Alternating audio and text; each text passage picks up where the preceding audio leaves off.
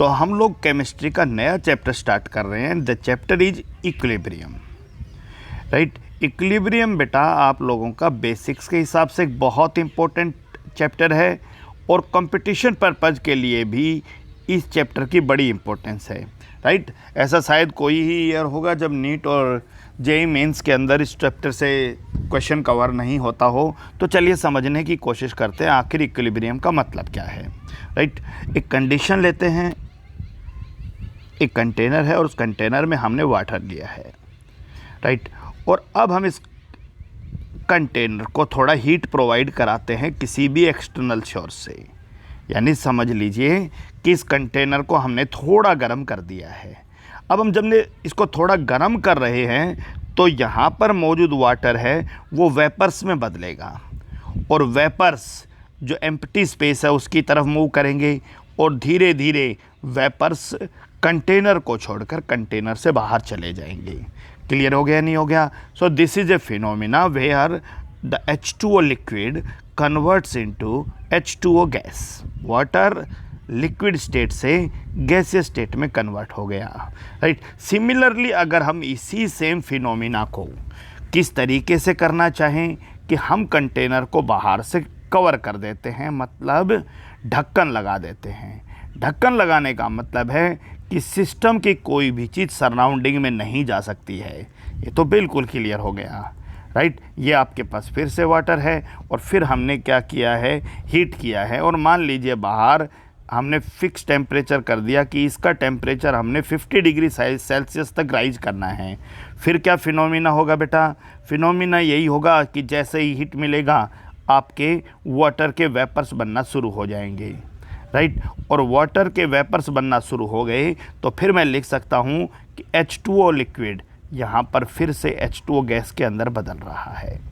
लेकिन जब ये प्रोसेस कंटिन्यू रहेगा और जैसे जैसे इस एम्प्टी स्पेस के अंदर खाली जगह पर वाटर के पार्टिकल्स वेपर्स बढ़ेंगे गैसियस फॉर्म, तो ये वेपर आपस में एक दूसरे के साथ टकराएंगे, कंटेनर की वॉल्स के साथ टकराएंगे और टकराने के साथ ही ये गैसियस वेपर जो हैं ये दोबारा से लिक्विड वाटर में बदल जाएंगे। ऐसा आप अपने घर में डे टू डे लाइफ में भी देख सकते हो कि आप किचन में किसी भी बर्तन के अंदर पानी गर्म कीजिए और उस बर्तन को ऊपर से ढक दीजिए, राइट। थोड़ी देर बाद आप देखोगे कि उस बर्तन का जो ढक्कन है, राइट, उसमें अंदर की तरफ बहुत सारी पानी की बूंदें आपको दिखाई देंगी। ये वो बूंदें हैं जो उस बर्तन में कंटेनर में मौजूद वाटर के वेपर में बदलने और वेपर के उस ढक्कन के साथ टकराने से बनी हैं। तो दो अपोजिट रिएक्शन शुरू हो गई। और अपोजिट रिएक्शन दो कौन सी शुरू हुई कि वाटर तो बदल गया किस में, वेपर्स में, और वेपर बदलने लग गया किस में, वाटर के अंदर।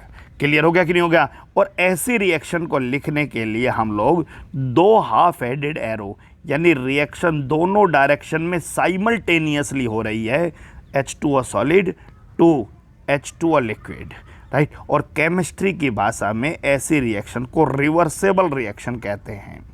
Reversible reaction, the reaction which takes place in both the direction, मतलब रिएक्टेंट टू प्रोडक्ट और प्रोडक्ट टू रिएक्टेंट दोनों ही साइमल्टेनियसली जहाँ चलते हैं, ऐसी रिएक्शन को आप रिवर्सेबल रिएक्शन कहोगे। जबकि ऊपर जो रिएक्शन आपने लिखा है वहाँ पर चेंज एक ही डायरेक्शन में हो रहा है, तो उस रिएक्शन को, उस चेंज को आप लोग इरिवर्सेबल चेंज कहने वाले हो। इरिवर्सेबल चेंज जहाँ चेंजेज एक ही डायरेक्शन में हो, रिएक्टेंट प्रोडक्ट में बदल रहा हो लेकिन प्रोडक्ट वापस रिएक्टेंट में नहीं बदल रहा हो। तो एक बहुत कॉमन एग्जांपल लेकर हमने पूरी कहानी की शुरुआत की और वो एग्जांपल बच्चों ये है कि अगर आप अपने कंटेनर को ओपन रखते हो, राइट, तो आपको क्या दिखाई दे रहा है, और आप कंटेनर को क्लोज रख रहे हो तो आपको क्या दिखाई दे रहा है। लेकिन मैं इस कंटेनर ओपन और कंटेनर क्लोज की बजाय मैं जो शब्द इस्तेमाल कर रहा हूँ वो ध्यान दीजिए, मैं यहाँ लिख रहा हूँ कि ऊपर वाला जो है वो ओपन सिस्टम है जबकि नीचे वाला जो सिस्टम है वो क्लोज्ड सिस्टम है, राइट। और ओपन सिस्टम किसे कहते हैं? जहाँ सिस्टम और सराउंडिंग के बीच में मैटर का एक्सचेंज हो सके। सिस्टम का मैटर सराउंडिंग में चला जाए या फिर सराउंडिंग का मैटर सिस्टम में आ जाए, ऐसे किसी भी सिस्टम को आप ओपन सिस्टम कह सकते हो। तो ऊपर वाला ओपन कंटेनर भी है और ओपन सिस्टम भी है, कोई डाउट। दूसरा केस देखिए, क्योंकि यहाँ पर क्लोज्ड कंटेनर है, ढक दिया है, इसको चारों तरफ से कवर है ये पूरा इसमें। दूसरा, अंदर की चीज़ बाहर नहीं जा सकती है, बाहर की चीज़ अंदर नहीं आ सकती है। इसका मतलब आप इस क्लोज्ड कंटेनर को क्या कहेंगे? क्लोज्ड सिस्टम कहेंगे। क्लियर हो गया। और क्लोज्ड सिस्टम को समझने के लिए एक छोटा सा एग्जांपल, मान लीजिए एक रूम का टेम्परेचर 25 डिग्री सेल्सियस है और इस 25 डिग्री सेल्सियस पर हमने क्या लिया? वाटर लिया। और 25 डिग्री सेल्सियस पर जो वाटर लिया है बेटा, उस वाटर के अंदर हमने शुगर डिजोल्व किया, यानी बाहर का टेम्परेचर भी 25, अंदर का भी, और हमने इसके अंदर डिजोल्व करने की कोशिश की, क्या? शुगर। राइट। जब हमने शुगर डिजोल्व करने की कोशिश की तो हमें पता है कि शुगर धीरे धीरे इसके अंदर घुल जाएगी, और जब शुगर इसके अंदर धीरे धीरे घुल गई तो एक प्रोसेस स्टार्ट हो गया कि शुगर C12H22O11 सॉलिड था, वाटर में डिजोल्व हुआ लिक्विड, और आपका एक्वस सॉल्यूशन तैयार हो गया C12H22O11 एक्वस।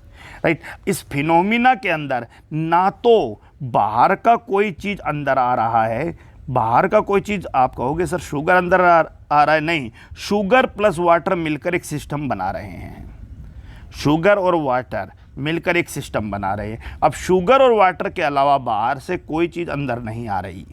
राइट। और क्योंकि अंदर और बाहर का टेम्परेचर भी सेम है, इसका मतलब अंदर से बाहर भी कोई चीज़ नहीं आ रही।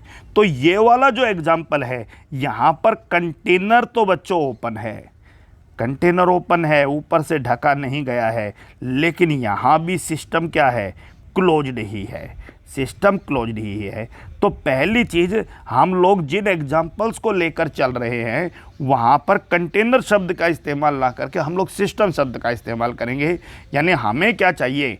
क्लोज्ड सिस्टम चाहिए, जिस प्रोसेस को हम समझने की कोशिश कर रहे थे। क्लियर हो गया। आप लोग ध्यान दीजिएगा कि ये आपका जो पहले वाला एग्जाम्पल था, इस पहले वाले एग्जाम्पल के अंदर आपका ओपन सिस्टम था, दूसरे वाले एग्जाम्पल में क्लोज्ड सिस्टम है। क्लोज सिस्टम का मतलब सिस्टम और सराउंडिंग के बीच में मैटर का एक्सचेंज ना हो।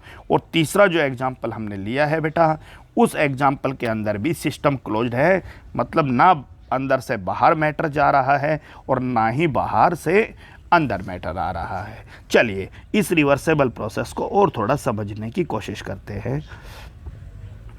We have take some quantity of water in a beaker.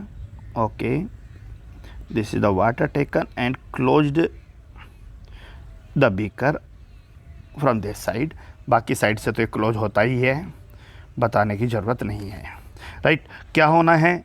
जैसे ही टेम्परेचर राइज होगा, वाटर किस में बदलने लग जाएगा?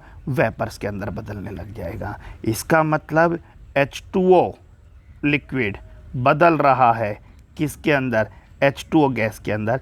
और इस प्रोसेस को आप लोग फॉरवर्ड रिएक्शन कहोगे। फॉरवर्ड उसे कहेंगे जहां रिएक्टेंट प्रोडक्ट के अंदर चेंज हो रहा है, जहां पर जो आपने इनिशियली लिया था वो किसी दूसरी स्टेट के अंदर चेंज हो रहा है। राइट। दूसरी तरफ जैसे जैसे वाटर के पार्टिकल्स की संख्या बढ़ेगी, वो आपस में टकराना भी शुरू कर देंगे, और टकरा कर वो वेपर्स दोबारा से लिक्विड वाटर में बदलने लग जाएंगे। मतलब phenomena water to water vapour तो हो ही रहा था, लेकिन साथ साथ वाटर वेपर टू वाटर भी होने लग जाएगा। मतलब ये होगा H2O गैस किस में बदलने लग जाएगा? H2O लिक्विड में बदलने लग जाएगा बच्चों। और इस प्रोसेस को हम केमिस्ट्री में क्या कहेंगे? बैकवर्ड रिएक्शन कहेंगे। सो फॉरवर्ड रिएक्शन और बैकवर्ड रिएक्शन। राइट। इनिशियली जब प्रोसेस शुरू होती है तो उस समय क्या होता है बेटा कि वाटर बहुत ज़्यादा है और वाटर वेपर्स बहुत बहुत कम हैं। यानी अपोजिट प्रोसेस अगर शुरू भी हो गई है, रिएक्शन रिवर्स भी हो गई है, इकट्ठा लिखने के लिए आप लोग यूँ इस्तेमाल कर सकते हो, H2O लिक्विड रिवर्सेबल है, H2O गैस। लेकिन फॉरवर्ड रिएक्शन की रेट ज़्यादा है और बैकवर्ड रिएक्शन की रेट कम है। इसका मतलब ये हुआ कि वाटर वेपर में बहुत ज़्यादा बदल रहा है। राइट। लेकिन वाटर वेपर वाटर में उतना नहीं बदल रहा है। क्लियर हो गया। वाटर का वाटर वेपर में बदलने का रेट ज़्यादा है, जबकि वाटर वेपर का वाटर में बदलने का रेट कम है। प्रोसेस रिवर्सेबल है, किसी को कोई भी डाउट नहीं है। तो मैं कह सकता हूँ कि रेट ऑफ बैकवर्ड रिएक्शन की रेट आपकी कम है, किससे? रेट ऑफ फॉरवर्ड रिएक्शन की रेट से, राइट। कोई आपसे पूछे क्या प्रोसेस रिवर्सेबल है? यस रिवर्सेबल है, क्योंकि रिएक्शन दोनों डायरेक्शन में हो रही है। जैसे जैसे यहाँ कंटेनर में वाटर वेपर्स की संख्या बढ़ेगी, वैसे वैसे वाटर वेपर्स लिक्विड वाटर में और बदलना शुरू हो जाएंगे, और एक स्टेज ऐसी आएगी बेटा जब बैकवर्ड रिएक्शन की रेट ऑफ बैकवर्ड रिएक्शन की रेट इक्वल हो जाएगा किसके? Rate of forward reaction. इसका मतलब जिस स्पीड से वाटर आपका वेपर्स में बदल रहा था, उसी स्पीड से अब वेपर्स वाटर में बदल रहे हैं। तो फिर आप ये कहिए कि ये जो फिनोमिना है, इस फिनोमिना में जितना पानी वाटर वेपर बना रहा है, उतना ही वाटर वेपर दोबारा से वाटर में बदल रहा है। तो आप ये कहोगे इससे तो वाटर का जो लेवल है वो कांस्टेंट हो जाएगा भाई। बोलो होगा या नहीं होगा? क्यों भाई? क्योंकि जितना वाटर वेपर में बदल रहा है, उतना ही वेपर दोबारा से वाटर में चेंज हो रहा है। क्लियर हो गया कि नहीं हो गया? तो ऐसी कंडीशन जहां पर सर्टेन मेजरेबल प्रॉपर्टी, जैसे आपका pressure, density, colour, concentration constant हो जाए, उस कंडीशन को हम केमिस्ट्री की भाषा में क्या कहते हैं? इक्विलिब्रियम कहते हैं भाई। कि हमारे सॉल्यूशन ने किसको अटेन कर लिया है? इक्विलिब्रियम को अटेन कर लिया है। फिर से समझ लेते हैं इस सरल से एग्जांपल को। हमारे पास एक कंटेनर है, उस कंटेनर के अंदर वाटर फिल किया गया है, कंटेनर को क्लोज कर दिया गया है ताकि सिस्टम क्लोज्ड हो जाए, ना अंदर की चीज़ बाहर जाए, ना बाहर की चीज़ अंदर जाए, राइट। टेम्परेचर राइज करते ही, मान लीजिए हमने इसको फिक्स 50 डिग्री सेल्सियस पर रखा है, टेम्परेचर राइज करते ही वाटर के वेपर बनने शुरू होंगे। वाटर वेपर्स की संख्या जैसे जैसे बढ़ेगी, वाटर वेपर्स दोबारा से लिक्विड वाटर में बदलने लग जाएंगे और फिनोमिना दोनों डायरेक्शन में होने लग जाएगा, राइट। आप इस रिएक्शन को रिवर्सेबल रिएक्शन कह सकते हो, और उसको लिखने का तरीका H2O लिक्विड रिवर्सेबल है किसके? H2O गैस के, क्योंकि रिएक्शन और प्रोसेस दोनों ही डायरेक्शन में हो रही है। जैसे जैसे आप इस प्रोसेस को प्रोसीड करोगे, आप ये पाओगे कि शुरुआत में फॉरवर्ड रिएक्शन यानी वाटर से वाटर वेपर बदलने का जो रेट है वो ज़्यादा है, और बैकवर्ड रिएक्शन का जो रेट है वो कम है। लेकिन धीरे धीरे वाटर वेपर्स बढ़ेंगे तो बैकवर्ड रिएक्शन का भी रेट बढ़ेगा, और बैकवर्ड रिएक्शन का रेट बढ़ते बढ़ते एक स्टेज ऐसी आएगी बच्चों जब rate of backward reaction equal हो जाएगा किसके? रेट ऑफ फॉरवर्ड रिएक्शन के। ध्यान दीजिए, rate of backward reaction is equal to rate of forward reaction. ऐसी स्थिति के अंदर हम कहेंगे कि हमारे सॉल्यूशन ने कौन से कंडीशन को अटेन कर लिया है? इक्विलिब्रियम को अटेन कर लिया। तो इक्विलिब्रियम अटेन करने की पहली शर्त है कि प्रोसेस जो है वो आपका रिवर्सेबल होना चाहिए। अगर प्रोसेस रिवर्सेबल नहीं है तो इक्विलिब्रियम अटेन होगा ही नहीं होगा, क्योंकि इक्विलिब्रियम होने के लिए रिएक्शन का दोनों डायरेक्शन में होना बहुत ज़्यादा ज़रूरी है। दूसरा, हमारा जो सिस्टम है वो क्लोज्ड होना चाहिए, क्योंकि अगर सिस्टम और सराउंडिंग के बीच में मैटर का एक्सचेंज हो गया तो उस कंडीशन में इक्विलिब्रियम अटेन नहीं होगा। जिस समय इक्विलिब्रियम अटेन होगा उस समय सिस्टम का क्लोज्ड होना ज़रूरी है। ध्यान दीजिएगा, मेरे सेंटेंस के ऊपर फोकस कीजिएगा कि जिस समय इक्विलिब्रियम अटेन हो रहा है उस समय सिस्टम का क्लोज्ड होना ज़रूरी है। अगर आपने इस तरह की, मान लीजिए, थोड़ी चालाकी कर दी कि इस कंटेनर के अंदर थोड़ा सा होल कर दिया आपने ऊपर से, अब होल अगर कर दिया तो ये अब क्लोज्ड सिस्टम नहीं होगा, क्योंकि वेपर्स थोड़े थोड़े ही निकले लेकिन बाहर निकलने लग जाएंगे। ऐसा प्रोसेस कभी भी इक्विलिब्रियम को अटेन नहीं करेगा, ये ध्यान रखिए, क्योंकि धीरे धीरे वेपर्स जो हैं वो बाहर चले जाएंगे। तो इक्विलिब्रियम अटेन करने के लिए प्रोसेस रिवर्सेबल होना चाहिए और सिस्टम क्लोज्ड होना चाहिए। दूसरी चीज़, ये जो आउटर लगा है इसको हटा दिया है मैंने। अब देखिए, आप एक बात बताइए कि इक्विलिब्रियम पर जो पोजीशन है वो क्या हो गई कि वाटर वेपर में बदल रहा है और वेपर आपका वाटर में बदल रहा है, दोनों चीज़ें अपोजिट चल रही हैं। तो इससे वाटर का लेवल कांस्टेंट हो गया है, क्योंकि जितना वाटर वेपर में बदल के बाहर जा रहा है उतना ही वेपर दोबारा से वाटर में बदल के अंदर आ रहा है, राइट। दूसरी चीज़ कि क्या वेपर्स पर कोई फ़र्क पड़ रहा है? नहीं, वेपर्स का भी कंसंट्रेशन फिक्स हो गया है। क्या वेपर्स की वजह से जो प्रेशर बन रहा है वो चेंज हुआ? नहीं, क्योंकि वेपर्स का नंबर ही चेंज नहीं हो रहा। जितने वेपर बन रहे हैं उतने ही वेपर ख़त्म हो रहे हैं। तो इसका मतलब ये हुआ बेटा कि ऐसे कंडीशन में प्रेशर, डेंसिटी, कलर, कंसंट्रेशन जैसी सर्टेन प्रॉपर्टीज जो हैं वो क्या हो जाती है? कांस्टेंट हो जाती है। ये बात आपको ध्यान रखनी है। तो जब भी कोई प्रोसेस इक्विलिब्रियम को अटेन करता है, राइट, ध्यान दीजिएगा, when a process is at equilibrium condition, when a process, right, process chemical भी हो सकता है और फिजिकल भी, अभी हम आज की क्लास में बात करेंगे, इज एट इक्विलिब्रियम कंडीशन। जब कोई भी प्रोसेस बेटा इक्विलिब्रियम कंडीशन में होता है तो सीधा सा मतलब है कि सर्टेन मेजरेबल प्रॉपर्टी जो है वो कांस्टेंट हो जाती हैं। उस प्रोसेस के अंदर सर्टेन मेजरेबल प्रॉपर्टीज जिनको मेजर कर सकते हैं वो क्या हो जाती हैं? कांस्टेंट हो जाती हैं। ये हमें पता होना चाहिए। और अगर इफ़ समहाउ, अगर कैसे भी करके, बहुत इंटरेस्टेड है, वी चेंज, हम चेंज कर दें any one of these properties, इनमें से किसी भी प्रॉपर्टीज को चेंज कर दें। अगर किसी रिएक्शन ने इक्विलिब्रियम को अटेन कर लिया और उसकी बहुत सारी प्रॉपर्टीज कांस्टेंट हो गई, उनमें से किसी भी प्रॉपर्टी को अगर हमने चेंज कर दिया तो आप मान के चलिए कि जो इक्विलिब्रियम था वो डिस्टर्ब हो जाएगा। और इक्विलिब्रियम डिस्टर्ब का मतलब है कि जो दोनों डायरेक्शन में सेम रेट से चल रही थी, वो जितना फॉरवर्ड उतना ही बैकवर्ड, वो डिस्टर्ब हो जाएगा और रिएक्शन किसी एक पर्टिकुलर डायरेक्शन में ज़्यादा होने लग जाएगा। ये डिपेंड करेगा कि आपने चेंज क्या किया है, आपने किसी चीज़ को बढ़ाया है या घटाया है, राइट। आपने प्रेशर को बढ़ाया है या प्रेशर को घटाया है, दोनों अपोजिट चीज़ें हैं। बढ़ाने से अलग चेंज होगा, घटाने से अलग चेंज होगा, हम लोग अलग से बात करेंगे।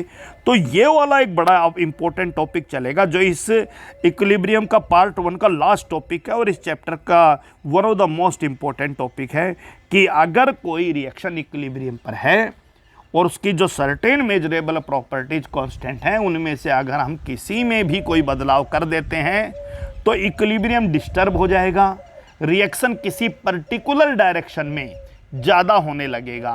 कौन सी पर्टिकुलर डायरेक्शन में ज़्यादा होने लगेगा मैं आपको आगे पढ़ाऊंगा, राइट। और जिस डायरेक्शन में होने लगेगा उस डायरेक्शन में होने के बाद वो दोबारा से एक नए इक्विलिब्रियम पॉइंट को अटेन करेगा, दोबारा करेगा, राइट। तो क्या होगा इस कहानी के अंदर, बड़ा इंटरेस्टिंग है। अभी हम थोड़ा इक्विलिब्रियम को ही समझ लेते हैं, उसके बाद चेंज को समझने की कोशिश करेंगे। तो पहला फोकस हमारा इक्विलिब्रियम ही है। क्लियर है पॉइंट? चलिए, अब बात आती है भाई कि इक्विलिब्रियम सिस्टम का इंपॉर्टेंट एस्पेक्ट जो है वो रिवर्सेबिलिटी है। रिवर्सेबल होना बहुत ज़्यादा ज़रूरी है, ये बात हम सबको पता होना चाहिए। So I write here the system is, the process is reversible, the first term. लेकिन रिवर्सेबल होने का मतलब इक्विलिब्रियम नहीं होता है, राइट। रिवर्सेबल होने का मतलब इक्विलिब्रियम नहीं होता।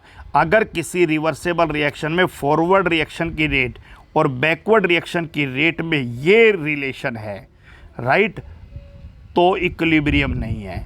इक्विलिब्रियम का मतलब है फॉरवर्ड रिएक्शन की रेट बैकवर्ड रिएक्शन की रेट के बराबर हो जाए, तब आप कहोगे कि इक्विलिब्रियम है। फॉरवर्ड रिएक्शन की रेट बैकवर्ड रिएक्शन की रेट का मतलब है जिस स्पीड से रिएक्टेंट प्रोडक्ट में बदल रहा है उसी स्पीड से प्रोडक्ट रिएक्टेंट में बदल रहा है। सो मैं इक्विलिब्रियम को समझने के लिए अगर एरो का इस्तेमाल करूं और फॉरवर्ड रिएक्शन ऐसे रिप्रेजेंट करूंगा, बैकवर्ड रिएक्शन ऐसे रिप्रेजेंट करूंगा, राइट, तो मान लीजिए कि किसी कंडीशन में ये रिएक्शन है तो आप ये कहोगे ये इरिवर्सेबल रिएक्शन है भाई, राइट, इरिवर्सेबल रिएक्शन है। आप लोग ध्यान दीजिएगा, क्लियर हो गया।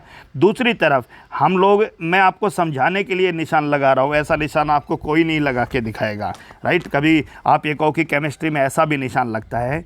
इस निशान का मतलब मैं यूँ समझ रहा हूँ कि फॉरवर्ड रिएक्शन की रेट ज़्यादा है, बैकवर्ड रिएक्शन की रेट कम है, मतलब रिएक्शन रिवर्सेबल हो गई है, लेकिन बच्चों इक्विलिब्रियम नहीं है।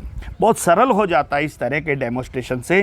तो आपको ध्यान रखना है कि मैंने किस तरह का एरो लगाया। केमिस्ट्री में आप लोग ऐसा एरो कभी नहीं लगाओगे, आप लोग सिर्फ एक ही एरो लगाओगे रिवर्सेबल के लिए, ऐसा, चाहे फॉरवर्ड की बराबर हो चाहे बैकवर्ड की, ये ध्यान रखना। आप लोग रिवर्सेबल के लिए यही एरो इस्तेमाल करोगे, क्लियर हो गया, ये समझने के लिए, राइट। चलिए दूसरी तरफ, अगर आपका कंडीशन ये हो जाए कि फॉरवर्ड और दूसरा कंडीशन यही हो जाए बैकवर्ड, मतलब रिएक्शन रिवर्सेबल है लेकिन रिएक्शन आपका इक्विलिब्रियम पर नहीं है। क्यों नहीं है? क्योंकि फॉरवर्ड की कम है और बैकवर्ड की ज़्यादा है। इक्विलिब्रियम का मतलब क्या है कि फॉरवर्ड और बैकवर्ड दोनों बराबर हो जाए। तो कभी कंफ्यूज मत होना, क्योंकि इन एरो का कोई सिग्निफिकेंस नहीं है, राइट। इन एरो की बजाय मैं यूं लिख देता हूं फॉरवर्ड रिएक्शन की रेट और बैकवर्ड रिएक्शन की रेट, इनका स्पीड। अब बताइए, यस रिवर्सेबल है, रिवर्सेबल है, इक्विलिब्रियम नहीं है, रिवर्सेबल है, इक्विलिब्रियम नहीं है। चलिए दूसरा केस, फॉरवर्ड रिएक्शन और बैकवर्ड रिएक्शन रिवर्सेबल है, इक्विलिब्रियम नहीं है, रिवर्सेबल है, इक्विलिब्रियम नहीं है। और अगर कहीं भी स्थिति ये आ जाए फॉरवर्ड रिएक्शन की रेट और बैकवर्ड रिएक्शन की रेट, राइट, तो रिवर्सेबल भी है और इक्विलिब्रियम भी है, ध्यान रखना। दूसरी चीज़, एरो का मतलब क्या होता है आप समझिए। इस एरो का मतलब केवल रिवर्सेबल है, इस एरो का इक्विलिब्रियम से कोई लेना देना नहीं है। इस एरो का मतलब केवल रिवर्सेबल है, राइट। हमेशा इसी तरह का एरो लगेगा। और ये रिएक्शन, रिवर्सेबल रिएक्शन इक्विलिब्रियम पर जब भी होगी तो आप ये कहोगे कि रेट ऑफ फॉरवर्ड रिएक्शन और बराबर है किसके, रेट ऑफ बैकवर्ड रिएक्शन। तो आप लोग इसको यूँ ध्यान रखोगे। Hopefully the point is clear for you, right. अब बात आता है कि रिएक्शन इक्विलिब्रियम को जब अटेन करता है तो जरूरी नहीं है कि रिएक्शन किसी मिड पॉइंट पर जाकर ही इक्विलिब्रियम को अटेन करे। आमतौर पर लगता है कि इक्विलिब्रियम इक्वल बीच का, तो स्टूडेंट अपनी कुछ इमेजिनेशन कर लेता है, चीज़ को उस इमेजिनेशन से बाहर करो। एक रिएक्शन स्टार्ट किया आपने, ए और बी मान लीजिए 100 ग्राम और 100 ग्राम, 100 ग्राम लिया। It is possible that the reaction is reversible and give C plus D, और ये 99, ये 99 और ये आपका प्रोडक्ट मान लो 1 ग्राम और 1 ग्राम बना। क्लियर हो गया कि नहीं हो गया? ऐसी स्थिति में भी इक्विलिब्रियम अटेन हो सकता है। यानी इक्विलिब्रियम तब भी अटेन हो सकता है जब रिएक्शन जस्ट स्टार्ट हुई थी, रिएक्शन शुरू हुई, राइट। तो इसका मतलब ये हुआ कि इक्विलिब्रियम के लिए हमें ये नहीं देखना कि कितना रिएक्टेंट प्रोडक्ट में, हमें ये देखना है कि रिएक्टेंट का प्रोडक्ट में बदलने का रेट और प्रोडक्ट का रिएक्टेंट में बदलने का रेट जैसे ही इक्वल हो जाए, स्पीड जैसे ही इक्वल हो जाए, उसी कंडीशन में इक्विलिब्रियम अटेन होता है। तो chemical reaction in which the concentration the reaction is only small amount of product are formed, यानी बहुत थोड़ा प्रोडक्ट बना हो, ज़्यादातर रिएक्टेंट अनरिएक्टेड है, अनचेंज्ड है, फिर भी रिएक्शन इक्विलिब्रियम को अटेन कर सकता है। It is also possible that कि ए प्लस बी और रिवर्सेबल है सी प्लस डी, और आपका 2 ग्राम 2 ग्राम और 98 ग्राम और 98 ग्राम, यानी most of the reactant product में बदल गया है। ऑल रिएक्टेंट नहीं, most of the reactant product में बदल गया। ऑल बदल जाएगा तो फिर रिवर्सेबल नहीं होगी, फिर वो रिएक्शन रिवर्सेबल नहीं होगी, ध्यान रखना, right. Most of the reactant product के अंदर बदल गया है, इसका मतलब, और रिवर्सेबल तो है ही है, ऐसी स्थिति में भी इक्विलिब्रियम अटेन कर सकता है। यानी रिएक्शन लगभग पूरी होने वाली थी, उस समय इक्विलिब्रियम अटेन हो गया। और ये भी पॉसिबल है कि रिएक्टेंट और प्रोडक्ट दोनों का कंपेरेबल अमाउंट तो तब भी इक्विलिब्रियम अटेन हो सकता है। मान लीजिए ये 48 ग्राम है, ये 48 ग्राम है, ये 52 ग्राम है, 52 ग्राम में तब भी इक्विलिब्रियम, तो इक्विलिब्रियम कहीं भी अटेन हो सकता है। स्टूडेंट ध्यान रखें, किसी भी रिएक्शन में इक्विलिब्रियम को अटेन करने की स्थिति क्या क्या हो सकती है। ये रिएक्टेंट लिया था,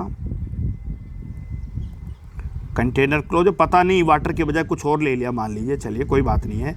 और ऐसा भी हो सकता है कि केवल इतना ही वाटर वेपर में बदले और फिर दोनों की स्पीड बराबर हो जाए और इक्विलिब्रियम हो जाए, राइट। ये भी हो सकता है कि इतना वाटर वेपर में बदले फिर जाकर दोनों की स्पीड बराबर हो जाए रिएक्टेंट की प्रोडक्ट में, और प्रोडक्ट की तब जाकर इक्विलिब्रियम अटेन हो। और ऐसा भी हो सकता है कि most of the water vapour में बदले, राइट, और तब जाकर रिएक्शन इक्विलिब्रियम को अटेन करे। तो तीनों में से कोई भी कंडीशन इक्विलिब्रियम के लिए हो सकती है, राइट। अब बात आता है कि इक्विलिब्रियम को हम दो पार्ट में डिवाइड करते हैं। इक्विलिब्रियम अगर फिजिकल चेंजेज के अंदर होता है तो उसे फिजिकल इक्विलिब्रियम कहेंगे, और केमिकल चेंजेज जहाँ कोई नए प्रोडक्ट बनते हैं उनमें अगर होता है तो उसे केमिकल इक्विलिब्रियम कहेंगे। फिजिकल इक्विलिब्रियम का मतलब change in physical state, solid liquid में बदले तब इक्विलिब्रियम अटेन हो जाए, लिक्विड गैस में बदले तब इक्विलिब्रियम अटेन हो जाए, सॉलिड जो है वो गैस में बदले तब इक्विलिब्रियम अटेन हो जाए, या फिर कोई चीज़ डिजोल्व हो रही हो, सोल्यूबल हो रही हो, मान लीजिए एस वाटर में डिजोल्व होकर एक्वस, तब भी आपका इक्विलिब्रियम अटेन हो सकता है। तो फिजिकल इक्विलिब्रियम में जहाँ पर फिजिकल स्टेट चेंज हो रहा हो, राइट, या फिर आपका डिजोल्यूशन हो रहा हो, तब भी इक्विलिब्रियम अटेन हो सकता है। केमिकल इक्विलिब्रियम जहाँ केमिकल चेंजेज हो रहे हों, एक रिवर्सेबल केमिकल रिएक्शन लिख रहा हूँ, N2H2 NH3, एक सर्टेन स्टेज के ऊपर जाकर ये रिएक्शन, ये रिवर्सेबल रिएक्शन भी इक्विलिब्रियम को अटेन कर सकती है। इसका मतलब ये हुआ कि केमिकल इक्विलिब्रियम में केमिकल चेंज होना चाहिए, रिएक्टेंट नए प्रोडक्ट के अंदर कन्वर्ट हो जाए, तब जाकर इक्विलिब्रियम अटेन हो। तो पहले बच्चों हम लोग किसके बारे में बात करते हैं, फिजिकल इक्विलिब्रियम के बारे में। और फिजिकल इक्विलिब्रियम को समझने के लिए एक बहुत common example, that is liquid gas equilibrium, जो हम अभी पढ़ के आए थे, राइट, लिक्विड गैस इक्विलिब्रियम। और लिक्विड गैस इक्विलिब्रियम का बहुत कॉमन सा example, water container closed from this side, so system is closed system, पहली चीज। नंबर 2, रिवर्सेबल प्रोसेस दोनों डायरेक्शन में होना चाहिए। और आप सबको पता है टेम्परेचर बढ़ा दीजिए कितना भी करिए, वाटर वेपर में बदलेगा, वाटर वेपर वाटर के अंदर बदलेगा, आपको कोई डाउट नहीं है, राइट। सिस्टम क्लोज्ड है, प्रोसेस रिवर्सेबल है। और जैसे ही rate of backward reaction equal हो जाए बच्चों किसके, रेट ऑफ फॉरवर्ड रिएक्शन, तो समझ लीजिए कि इस रिवर्सेबल रिएक्शन ने इक्विलिब्रियम कंडीशन को अटेन कर लिया है, इक्विलिब्रियम अटेन हो गया है। और इस समय सभी बहुत सारी जो मेजरेबल प्रॉपर्टीज़ हैं वो यहाँ कांस्टेंट हो जाएंगी। पॉइंट क्लियर होना चाहिए। इसका मतलब ये हुआ कि आप वाटर का वाटर वेपर में बदलना, वाटर का वाटर वेपर में बदलने को आप लोग किस प्रोसेस के नाम से, एवोपरेशन के नाम से जानोगे। तो यहाँ इस कंडीशन में रेट ऑफ एवोपरेशन, यानी रेट ऑफ एवोपरेशन इक्वल हो गया है किसके, वेपर के वाटर में बदलने, और वेपर का वाटर बनना मतलब कंडेंसेशन, राइट।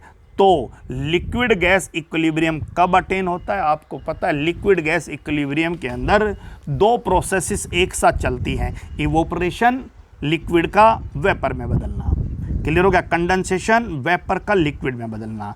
तो जब एवोपरेशन का रेट कंडेंसेशन के रेट के बराबर हो जाए तो उस समय आप ये कहिएगा कि आपके प्रोसेस ने इक्विलिब्रियम को अटेन कर लिया है। ओके, चलिए दूसरी तरफ हम बात करते हैं सॉलिड लिक्विड इक्विलिब्रियम को लेकर। सॉलिड लिक्विड इक्विलिब्रियम, सो एक simple question, what is the melting point of ice? You know it very well, that is 0 degree Celsius. So what is the freezing point of water? Right, that is also 0 degree Celsius. किसी भी component का melting point और freezing point same होता है, ध्यान रखिएगा। किसी भी कंपाउंड की प्योरिटी का पता लगाने के लिए आप उसके मेल्टिंग पॉइंट को मेजर कर लीजिए, उसके फ्रीजिंग पॉइंट को मेजर कर लीजिए, आपको पता चल जाएगा कि वो कंपाउंड प्योर है या नहीं है। कंपाउंड ए, और मान लीजिए कि उसका freezing point oblique melting point जो है वो 215 केल्विन है, तो आप मेजर कीजिए उसको मेल्ट करके या फ्रीज करके। आप लोगों का अगर कंपोनेंट 215 केल्विन के ऊपर लिक्विड टू सॉलिड हो रहा है, फ्रीज हो रहा है, या फिर आप सॉलिड लेके चल रहे हो तो 215 पर मेल्ट होना शुरू हो रहा है, तो समझ लीजिए वो प्योर है। दोबारा कह रहा हूँ मैं, आपको एक सैंपल दे दिया ए, राइट, और आपको पता लगाना है कि ये ए जो है ये प्योर है या नहीं है, इम्प्योर है। और आपको पता है कि अगर ए प्योर है तो उसका फ्रीजिंग पॉइंट और मेल्टिंग पॉइंट 215 केल्विन है। क्लियर हो गया? तो हमने क्या किया भाई कि रूम टेम्परेचर 298 केल्विन पर उसको लिया। अब आप सबको पता है भाई, जिसका मेल्टिंग पॉइंट 215 केल्विन है वो 298 केल्विन के ऊपर तो किस स्टेट के अंदर मिलेगा? लिक्विड स्टेट में, क्योंकि मेल्टिंग पॉइंट से अबव किसी भी टेम्परेचर के ऊपर कोई भी चीज़ जो है वो आपका किस पे मिलेगा? मेल्टिंग पॉइंट से अबव। मेल्ट हो गया है, अब वो लिक्विड स्टेट में, उसके बाद और बढ़ाओगे तो फिर वो गैसियस स्टेट में भी बदल जाएगा। चलिए हम लोग ऐसा करते हैं कि इसके टेम्परेचर को 280 कर देते हैं और थोड़ा आसानी से समझ में आ जाएगा। अब हमारे पास लिक्विड है, अब आपने उस 285 के टेम्परेचर को कम करने की कोशिश की, राइट, क्योंकि आपके पास अभी रूम टेम्परेचर पर वो चीज़ मौजूद है। अब रूम टेम्परेचर पर मौजूद है तो सीधी सी बात है उसका टेम्परेचर रूम टेम्परेचर के बराबर होगा। धीरे धीरे उसको कूल करिए, उसके टेम्परेचर को डाउन कीजिए। सराउंडिंग में आप लोग क्या लगा दीजिए? आइस लगा दीजिए, राइट, या कोल्ड वाटर ले लीजिए। धीरे धीरे इसका टेम्परेचर गिरेगा 298 से 297, 95, राइट, 90, 89, 88, 87 थर्मोमीटर से मेजर करते रहिए इसके टेम्परेचर 86 और 85 पर आप ये देखोगे कि उसके क्रिस्टल्स बनने शुरू हो गए हैं, वो फ्रीज होना शुरू हो गया है, मतलब कि वो कंपोनेंट प्योर है। तो ये एक एडिशनल बात थी कि किसी भी कंपोनेंट की प्योरिटी को जांचने के लिए उसका फ्रीजिंग पॉइंट का सहारा लिया जा सकता है और किसी भी कंपोनेंट का मेल्टिंग और फ्रीजिंग पॉइंट सेम ही होता है, ये आपको पता होना चाहिए, बशर्ते कि कंपोनेंट आपका प्योर है। ओके, अब बात आता है बेटा कि वाटर को लेकर चलिए। 0 डिग्री सेल्सियस पर आप सबको पता है कि लिक्विड वाटर फ्रीज होगा, ओके, सॉलिड में बदलेगा। 0 डिग्री सेल्सियस पर ही सॉलिड वाटर जो है वो आपका मेल्ट होगा, राइट, यानी 0 डिग्री सेल्सियस एक वो स्टेज है जो आपकी रिवर्सिबिलिटी को शो करती है। So I use this type of arrow, H2O liquid, H2O solid. Clear हो गया? तो आप यूं लिख सकते हो कि अगर किसी फिनोमिना को समझने की कोशिश करो, वाटर को ही लेके चलो अबाउ 0 डिग्री सेल्सियस, आप सबको पता है 0 डिग्री सेल्सियस से ज़्यादा टेम्परेचर है तो वहाँ पर यही फिनोमिना देखने को मिलेगा।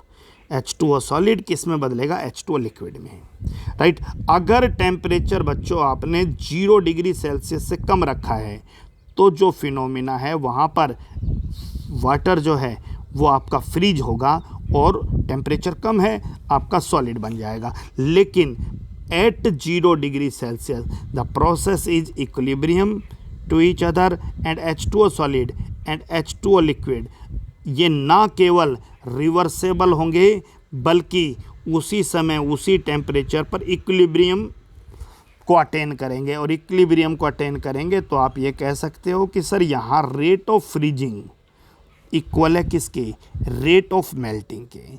जिस रेट से ये चीज़ फ्रीज हो रही है उसी रेट से ये कंपोनेंट जो है ये मेल्ट हो रहा है। तो ये भी एक एग्जांपल है जहां आप सॉलिड और लिक्विड इक्विलिब्रियम को समझने की कोशिश कर रहे थे। चलिए हम एक सॉलिड और गैस इक्विलिब्रियम का एग्जांपल लेके चलते हैं। ओके, और हमारे पास एक कंटेनर है और उस कंटेनर को हम फिर से क्लोज कर लेते हैं। Okay, wait for a minute, yes.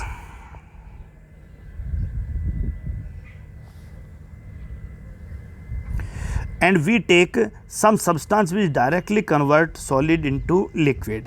These examples are iodine, right? These are ammonium chloride, iodine directly आपका solid to gas. Solid to gas is called sublimation.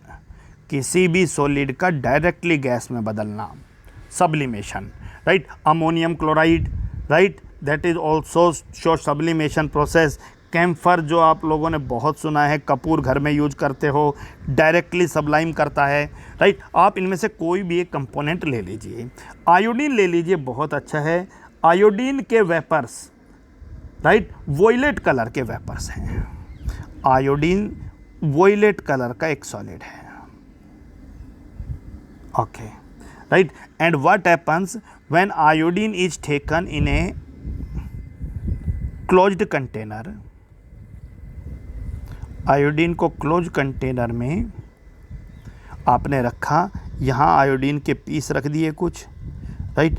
थोड़ी देर बाद हम ऑब्जर्व करेंगे कि ये जो आपका कंटेनर का एम्प्टी स्पेस है, यहाँ पर इसका डेंसिटी वॉयलेट कलर अपीयर होना शुरू हो जाएगा। वॉयलेट कलर अपीयर होना शुरू हो गया, इसका मतलब आयोडीन सॉलिड यहाँ पर किस में बदल रहा है? आयोडीन के वेपर्स में बदल रहा है। धीरे धीरे इसकी इंटेंसिटी बढ़ेगी, लेकिन एक समय पर जाकर इसकी इंटेंसिटी कांस्टेंट हो जाएगी।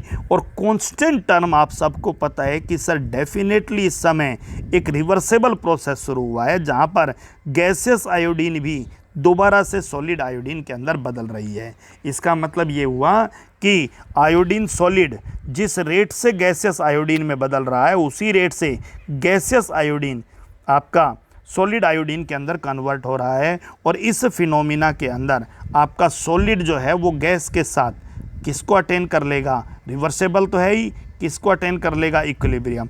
और इक्विलिब्रियम कब अटेन होगा? जब यहाँ पर कलर जो है वो कांस्टेंट हो जाए। कलर में जब कोई भी चेंज दिखाई ना दे तो आप मान लीजिएगा कि आपका इक्विलिब्रियम पॉइंट अटेन हो गया है। तो ये बहुत छोटे छोटे एग्जाम्पल हैं, सिर्फ इक्विलिब्रियम को समझने की कोशिश कर रहे थे, राइट। डिसोल्यूशन, घुलने की प्रोसेस के अंदर इक्विलिब्रियम को कैसे समझेंगे? Dissolution, right. चलिए, let us take some water in a beaker, right, and add some sugar into it, right। और इस तरीके से हम इस पूरे प्रोसेस को दोहरा रहे हैं कि टेम्परेचर अंदर और बाहर का सेम हो, राइट, ताकि हम अपने सिस्टम को क्या कह सकें? क्लोज्ड सिस्टम कह सकें। कंटेनर ओपन है लेकिन सिस्टम क्लोज्ड है, मतलब अंदर की चीज़ बाहर नहीं जानी है और बाहर की चीज़ अंदर नहीं आनी है। तो अब क्या होगा बेटा कि इसके अंदर शुगर डिजोल्व करोगे, तो हम सबको पता है कि भाई जब किसी लिक्विड में शुगर डिजोल्व करते हैं तो शुगर के पार्टिकल वाटर के पार्टिकल्स के बीच में जो स्पेस है वहाँ पर आना शुरू कर देते हैं। और यही आपको ध्यान रखना है कि जब किसी भी लिक्विड में सॉलिड डिजोल्व होता है तो वॉल्यूम चेंज नहीं होता। वॉल्यूम चेंज नहीं होता, लोअर क्लास का कॉन्सेप्ट है। लेकिन ये देखिए, ये यहाँ पर आपका वाटर है और इस वाटर में हमने 5 टीस्पून, जो चम्मच है छोटी, वो डाल दी। डालते ही भले ही वॉल्यूम चेंज आ जाए, लेकिन जैसे ही आप, यानी इस पॉइंट पर मार्क कर दिया कि यहाँ वॉल्यूम था, आप उसको घोलोगे तो वापस वॉल्यूम इसी लेवल पर रहेगा। तो फिर बात आती है, कोई पूछ ले सर शुगर कहाँ गई? अगर लेवल ही चेंज नहीं हुआ, शुगर बेटा वाटर के पार्टिकल के बीच में जो स्पेस था वहाँ चली गई। अपने घर पे करके देखिएगा। क्या करके देखना है? एक ग्लास लेना कांच का, राइट, उसमें पानी भर लेना भर सकते हो। किसी भी कलर पेन से मार्क कर लेना, उसमें शुगर डालना। एक बार भले ही घुल आपका वॉल्यूम बढ़ेगा, लेकिन जैसे ही आप पूरी शुगर को घोल दोगे वॉल्यूम दोबारा से उसी पॉइंट के ऊपर आ जाएगा, पता होना चाहिए। इस पॉइंट को ख़त्म करता हूँ क्योंकि इसका कोई रोल नहीं था, लेकिन यूज बड़ा होता है, आपको पता होना चाहिए। तो शुगर के पार्टिकल बेटा डिजोल्व होने लग गए कहाँ पर? वाटर के अंदर। और इस प्रोसेस को केमिस्ट्री में क्या कहते हैं? डिजोल्यूशन कहते हैं। जैसे जैसे घोलते गए वैसे वैसे सॉल्यूशन में शुगर के पार्टिकल बढ़ने लगे और प्रोसेस आपका क्या हो रहा है? डिजोल्यूशन हो रहा है, राइट। और ऐसे सॉल्यूशन को जिसमें और ज़्यादा सॉल्यूट आप डिजोल्व कर सकते हो, ऐसे सॉल्यूशन को हम केमिस्ट्री में अनसैचुरेटेड सॉल्यूशन कहते हैं। यानी इसके अंदर शुगर डालते जा रहे हैं और वो घुलती जा रही है, right. Process dissolution, solution unsaturated है, राइट। लेकिन जैसे जैसे शुगर के पार्टिकल इस सॉल्यूशन में बढ़ेंगे, अब वो पार्टिकल आपस में एक दूसरे के साथ कंडेंस होना शुरू करेंगे। और कंडेंस होना शुरू करेंगे तो जो घुली हुई शुगर है वो वापस सॉलिड शुगर में बदलना शुरू हो जाएगी। इसका मतलब ध्यान दीजिएगा, C12H22O11 सॉलिड प्लस वाटर। पहले क्या ऑब्जर्व किया था? C12H22O11 aqueous, right. लेकिन जैसे जैसे शुगर के पार्टिकल सॉल्यूशन में बढ़े, वापिस आपका घुला हुआ शुगर क्रिस्टल बनाने लग गया, सॉलिड प्लस वाटर। ये चीज़ हमने कभी नहीं सोचा था, लेकिन यही चीज़ आपका केमिस्ट्री में हो रहा है। ध्यान दीजिएगा कि जैसे जैसे शुगर का कंसंट्रेशन बढ़ेगा, शुगर के पार्टिकल बढ़ेंगे, एक अपोजिट प्रोसेस शुरू हो गया और उसे क्या कह रहे हैं हम लोग? क्रिस्टलाइजेशन कह रहे हैं। सो डिसोल्यूशन किसी भी कंपोनेंट का डिसॉल्व होना, और क्रिस्टलाइजेशन किसी भी कंपोनेंट का सॉलिड फॉर्म में बाहर निकलना। क्रिस्टलाइजेशन किसी भी घुली हुई चीज़ का सॉलिड फॉर्म में बाहर निकलना। आप एक काम करिएगा कि अपने घर में जब कभी मिठाई खरीद के लाओ, और मिठाई मान लीजिए आप लोग गुलाब जामुन लेकर आए, तो आप गुलाब जामुन के डब्बे को फ्रीज में रख दीजिए। अगले दिन आप सुबह देखोगे तो आप ये देखोगे कि उसकी चाशनी के ऊपर पपड़ी बन गई है। अब वो चाशनी की जो पपड़ी है वो क्या है कि उसके अंदर घुली हुई जो शुगर है वो क्रिस्टल्स बनाकर बाहर आ गई है। सो उसे हम क्रिस्टलाइजेशन कह रहे हैं। क्लियर हो गया? तो डिसोल्यूशन और क्रिस्टलाइजेशन, तो ये आपको पता होना चाहिए, दोनों फिनोमिना एक साथ चल रहे हैं, राइट। सो डिसोल्यूशन हो गया, लेकिन उसके साथ साथ एक अपोजिट फिनोमिना स्टार्ट हो गया बेटा, and that is called crystallisation. Point clear है? शुरू में डिसोल्यूशन का रेट ज़्यादा है, रेट ऑफ डिसोल्यूशन ज़्यादा है। किससे? Rate of crystallisation. आप लोग ऐसे शॉर्ट वर्ड यूज मत करना, मैं सिर्फ समय के अभाव में ये लिख रहा हूँ। डिसोल्यूशन घुल ज़्यादा रहा है, क्रिस्टल कम बना रहा है। लेकिन जैसे जैसे बच्चों शुगर के पार्टिकल बढ़ेंगे, एक स्थिति ऐसी आएगी जब रेट ऑफ क्रिस्टलाइजेशन इक्वल हो जाएगा किसके? रेट ऑफ डिसोल्यूशन के। इसका मतलब जितना घुल रहा है उतना ही क्रिस्टल बना रहा है, राइट। और उसी कंडीशन को आप लोग क्या कहते हो? इक्विलिब्रियम कहते हो। उसी कंडीशन को आप क्या कहते हो भाई? कि अब और ज़्यादा sugar, no more sugar dissolve into this solution, और ज़्यादा शुगर इसमें डिजोल्व नहीं होगी। क्लियर हो गया कि नहीं हो गया? दोबारा कह रहा हूँ कि हम कब कहते हैं और ज़्यादा शुगर डिजोल्व नहीं होगी? ये वो स्थिति है जब जितना घुल रहा था ना उतना ही बाहर निकल रहा है। क्लियर हो गया? तो आप इसको बहुत सरल से शब्दों में एक बार फिर से समझ सकते हो कि आखिर हो क्या रहा है। कंटेनर लिया, वाटर लिया, टेम्परेचर अंदर और बाहर का फिक्स रखा, राइट। और इसके अंदर हमने शुगर डिजोल्व करना शुरू किया। शुगर डिजोल्व करना शुरू किया, फिनोमिना को हमने कहा डिसोल्यूशन, राइट। और सॉल्यूशन हमारा अनसैचुरेटेड है क्योंकि वो सॉल्यूट को डिसॉल्व कर पा रहा है, राइट। जैसे जैसे आप डिसॉल्व करते गए, शुगर के पार्टिकल सॉल्यूशन में बढ़ते गए, और शुगर के पार्टिकल जैसे जैसे सॉल्यूशन में बढ़े, एक अपोजिट प्रोसेस शुरू हो गया, क्या? Crystallisation, right. शुरुआत में जब हम बात करते हैं तो हमें पता है भाई कि रेट ऑफ डिसोल्यूशन ज़्यादा है किससे, रेट ऑफ क्रिस्टलाइजेशन से, क्लियर हो गया। लेकिन थोड़ी देर के बाद उन्हीं कंडीशन में after some time right crystallisation की रेट बढ़ते बढ़ते इक्वल हो जाती है किसके, रेट ऑफ डिसोल्यूशन। उस समय आप कहते हो कि आपके सॉल्यूशन ने किसको अटेन कर लिया है, इक्विलिब्रियम। ऐसे कंडीशन में बेटा हमारा जो सॉल्यूशन है वो क्या कहलाएगा, सैचुरेटेड सॉल्यूशन कहलाएगा। ऐसी कंडीशन में हमारा सॉल्यूशन क्या कहलाएगा, सैचुरेटेड सॉल्यूशन। सैचुरेटेड सॉल्यूशन इसका मतलब कि उन गिवन सेट ऑफ कंडीशन, उसी टेम्परेचर उसी कंडीशन के अंदर अब और ज़्यादा सॉल्यूट आप डिजोल्व नहीं कर सकते और ज़्यादा शुगर आप डिजोल्व नहीं कर सकते हो।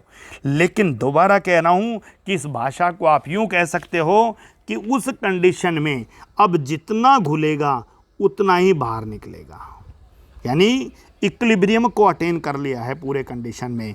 अब शुगर की स्वीटनेस पर कोई फ़र्क नहीं पड़ेगा, क्योंकि जितना चीनी अब पानी में घुल रहा है उतना ही अब बाहर निकल रहा है, कंसंट्रेशन फिक्स हो गई है। समझ में आगे नहीं आ गया तो आपसे पूछ सकता है भाई कि what do you mean by dissolution, तो आप कहोगे जी डिजोल्व होना। What do you mean by crystallisation, solid का बाहर निकल जाना crystallisation. What do you mean by unsaturated solution, जब तक कि और सॉल्यूट डिजोल्व हो सकता है। What do you mean by saturated solution, right, जब और सॉल्यूट डिजोल्व होना बंद हो जाए, मतलब जहाँ डिजोल्यूशन का और क्रिस्टलाइजेशन का रेट बराबर हो जाए। क्लियर हो गया। तो आपसे पूछ सकता है भाई कि अनसैचुरेटेड सॉल्यूशन जब है तो डिजोल्यूशन और क्रिस्टलाइजेशन के रेट को कंपेयर करो। आपको जी डिजोल्यूशन का रेट ज़्यादा है किससे, क्रिस्टलाइजेशन। लेकिन जैसे ही बच्चों हमारा सॉल्यूशन सैचुरेटेड हो जाता है उस समय डिजोल्यूशन का रेट और क्रिस्टलाइजेशन का रेट, दोनों का रेट बिल्कुल बराबर होता है, राइट। एक बहुत सिंपल क्वेश्चन आपसे पूछ लूँ चलते चलते कि आप suggest few method to make a saturated solution unsaturated. आपका एक सैचुरेटेड सॉल्यूशन है, यानी अब वो अपने अंदर और ज़्यादा सॉल्यूट डिजोल्व नहीं कर रहा है। ये समझ लो कि आप अपने किचन के अंदर शिकंजी बनाना शुरू किया और पानी में आपने जितना शुगर घोल सकते थे घोल दिया, आपका सॉल्यूशन हो गया सैचुरेटेड। अब इसको अनसैचुरेटेड बनाने का तरीका, नंबर 1, टेम्परेचर इंक्रीज कर दो। थोड़ा गर्म करोगे तो ये अपने अंदर और भी सॉल्यूट डिजोल्व कर लेगा। जब ये और सॉल्यूट डिजोल्व कर लेगा तो सीधा सा मतलब है कि आपका सैचुरेटेड सॉल्यूशन क्या बन गया, अनसैचुरेटेड सॉल्यूशन बन गया। क्लियर है। नंबर 2, आप और क्या इंक्रीज कर सकते हो, आप लोग टेम्परेचर इंक्रीज करने के साथ आप लोग इसमें ऐड कर दीजिए क्या, सोलवेंट ऐड कर दीजिए। सोलवेंट ऐड करते ही पानी और बढ़ा दोगे तो सबको पता है सर पानी और बढ़ते ही और शुगर को डिजोल्व करेगा। तो suggest few methods to make the saturated solution unsaturated, right. Solvent add करते ही आपका सॉल्यूशन फिर से क्या हो जाएगा, अनसैचुरेटेड। तो किसी भी सैचुरेटेड सॉल्यूशन में टेम्परेचर इंक्रीज करके, ध्यान रखना, किसी भी सैचुरेटेड सॉल्यूशन में टेम्परेचर इंक्रीज करके अगर सॉल्युबिलिटी बढ़ाई जाती है और फिर जो सॉल्यूशन तैयार होता है वो आपका क्या तैयार होगा, super saturated solution. Normal condition में सैचुरेटेड पर बात रुक जाएगा, लेकिन टेम्परेचर इंक्रीज करके अगर आपने सॉल्युबिलिटी को इंक्रीज किया है तो आपका जो सॉल्यूशन है वो क्या कहलाएगा बेटा, सुपर सैचुरेटेड सॉल्यूशन कहलाएगा। Hopefully the point is clear for you, right. तो आप सभी स्टूडेंट इन छोटी छोटी टर्म से बहुत अच्छे से परिचित रहिए। चलिए एक और चीज़ को समझने की कोशिश करते हैं, और solubility of gas in liquid. आप कोई भी एक लिक्विड ले लीजिए और उस लिक्विड के अंदर आप किसी भी गैस को डिजोल्व करने की कोशिश कीजिए। मान लीजिए ये हमने O2 गैस ले लिया है और हम ऑक्सीजन को डिजोल्व करने की कोशिश कर रहे हैं। अब आप सबको पता ऑक्सीजन गैस पानी में बहुत कम घुलती है, उतनी तो घुलती है जितनी एक्वेटिक एनिमल के सर्वाइवल के लिए ज़रूरी है। अब इसको और ज़्यादा डिजोल्व करने के लिए हम क्या करते हैं कि ऊपर एक पिस्टन लगा देते हैं, और पिस्टन लगाने से जैसे ही हम इस पिस्टन के ऊपर थोड़ा सा प्रेशर अप्लाई करेंगे तो ये पिस्टन नीचे की तरफ पुश होगा। नीचे की तरफ पुश होते ही ऑक्सीजन और वाटर के बीच में कांटेक्ट बढ़ेगा, और ऑक्सीजन और वाटर के बीच में कांटेक्ट होगा तो आपका ऑक्सीजन पहले की तुलना में ज़्यादा डिजोल्व होगा। क्लियर हो गया? इसका मतलब ये हुआ भाई कि इस सॉल्यूशन में कितना ऑक्सीजन मिलेगा, कितना ऑक्सीजन का मास मौजूद होगा। क्लियर हो गया? वो इस सॉल्यूशन के ऊपर ऑक्सीजन के लग रहे प्रेशर के डायरेक्टली प्रोपोर्शनल है। बोलो, यानी इस पूरे सॉल्यूशन में कितना ऑक्सीजन होगा, किस चीज़ पे डिपेंड करता है कि इस सॉल्यूशन के ऊपर ऑक्सीजन का प्रेशर कितना लग रहा है। अगर ऑक्सीजन का प्रेशर कम लग रहा है तो ऑक्सीजन कम मिलेगा सॉल्यूशन में, ऑक्सीजन का प्रेशर ज़्यादा मिल रहा है तो ऑक्सीजन ज़्यादा मिलेगा। इसका मतलब the amount of substance in solution और amount of gas in solution is directly proportional to the pressure of gas over the surface of liquid, right. और एट ए गिवन टेम्परेचर, किसी भी गिवन टेम्परेचर पर, और again equilibrium condition, right. इसका मतलब equilibrium का मतलब कि ये स्थिति यहाँ भी बरकरार रहेगी, जितना घुलेगा उतना ही वापस बाहर निकलेगा। उस समय आप कहोगे जी इस गिवन सेट ऑफ कंडीशन में अब मैक्सिमम जितना डिजोल्व होना था उतना हो चुका है। इसे केमिस्ट्री में हेनरीज लॉ के नाम से जाना गया है, हेनरीज लॉ। इस हेनरीज लॉ को अभी आप छोड़ दीजिए क्योंकि ये 12th क्लास में बहुत डिटेल्ड टॉपिक है, 11th में इसका कोई सिग्निफिकेंस नहीं है। सिर्फ यहाँ ये समझ लीजिए कि किसी लिक्विड में कोई गैस डिजोल्व करोगे तो भी इक्विलिब्रियम को अटेन किया जा सकता है। लिक्विड के ऊपर गैस का प्रेशर जितना ज़्यादा होगा उतना ही वो गैस ज़्यादा घुलेगी, ये भी हमें पता होना चाहिए। तो आज की क्लास में हम लोगों ने सिर्फ और सिर्फ एग्जाम्पल्स ऑफ इक्विलिब्रियम को समझने की कोशिश की। कल हम इक्विलिब्रियम के कुछ और इम्पोर्टेंट पॉइंट, इनके ग्राफिकल एस्पेक्ट और बहुत सारी छोटी छोटी चीज़ों के ऊपर बात करेंगे। लेकिन यहाँ तक अब हम कुछ एग्जाम्पल्स के हेल्प से इक्विलिब्रियम का रफ आइडिया, जर्नल आइडिया हमें पता चल गया है कि आखिर इक्विलिब्रियम कब अटेन होता है, इक्विलिब्रियम को अटेन करने के लिए कौन कौन सी कंडीशंस होनी जरूरी होती हैं, राइट। क्या इक्विलिब्रियम किसी ओपन सिस्टम में अटेन हो सकता है, नहीं हो सकता, हमें जवाब मिला, राइट। ओपन कंटेनर में अटेन हो सकता है, नहीं हो सकता। क्लोज्ड सिस्टम में अटेन होता है या नहीं होता।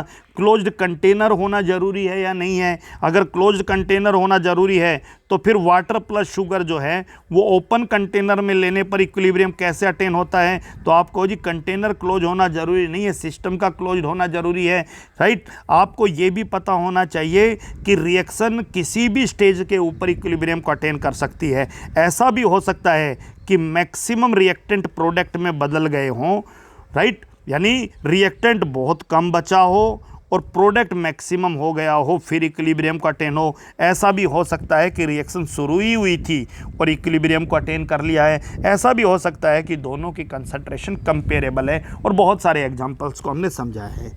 तो आपका आज का क्लास जो था वो सिर्फ इक्विलिब्रियम के बारे में आपकी समझ बनाने का क्लास था। ये समझ लीजिए आज की क्लास में आपने कुछ भी नहीं पढ़ा है। केमिस्ट्री में इक्विलिब्रियम की वो सब चीज़ें जो आपके लिए जानना जरूरी है, कल की क्लास से हम लोग शुरू करेंगे। So that's all for today.